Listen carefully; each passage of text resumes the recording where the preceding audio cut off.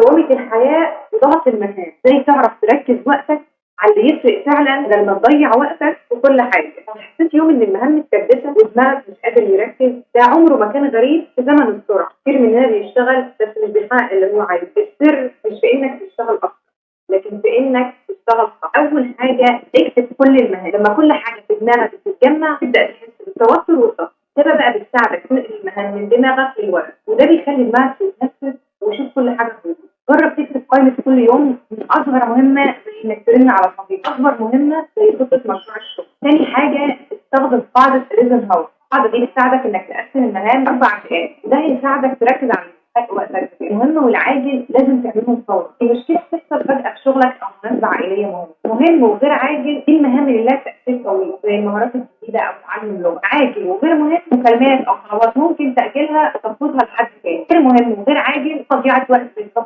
السوشيال ميديا. ثالث حاجة حدد أهدافك طويلة وقصيرة المدى. لما تكون عارف أنت رايح فين وتقدر تختار المهام اللي توصلك لهدفك. لما تضيف الفراغ اكتب هدف كبير عايز تحققه السنة دي، وبعدين حدد أهداف صغيرة كل أسبوع أو كل شهر تساعدك توصل لهدفك.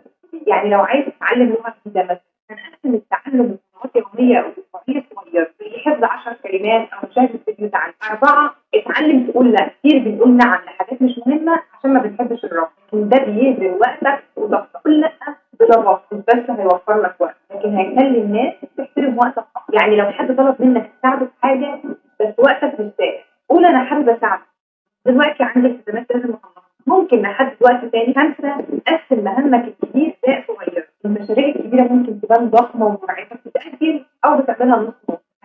كل مشروع لأجزاء صغيرة. خلي هدف يومي أو أسبوعي إنك تنجز جزء منها بس، ده بيخلي التقدم مستمر وبيحفز لما تلاقي نفسك بتخلص خطوة ورا.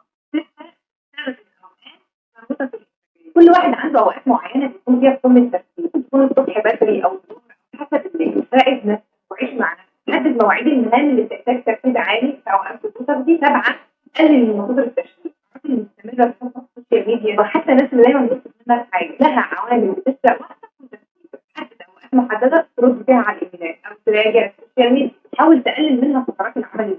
8 راجع اولوياتك بشكل دوري. لازم اولوياتك تفضل ثابته، بس تراجعها بشكل اسبوعي او شهري تقدر تتاكد من ماشي الاتجاهات. يعني مثلا في حاجات بنعتبرها مهمه لكن بنكتشف ان هي مش بتساعدنا خالص عشان نوصل لهدفنا، فوقتها نقدر نلغيها او نعملها. نصيحه اخيره انك مش لازم دايما تكون مثال، خليك مرن مع نفسك واعرف ان الاولويات ممكن تتغير مع الوقت والظروف. وتحديد الاولويات مش بس مهاره، مفتاح الحياه منظمه، راحه نفسيه ودوامه الحياه. افتكر دايما خطوه جديده، واحنا دايما مع بعض في رحله المعرفه.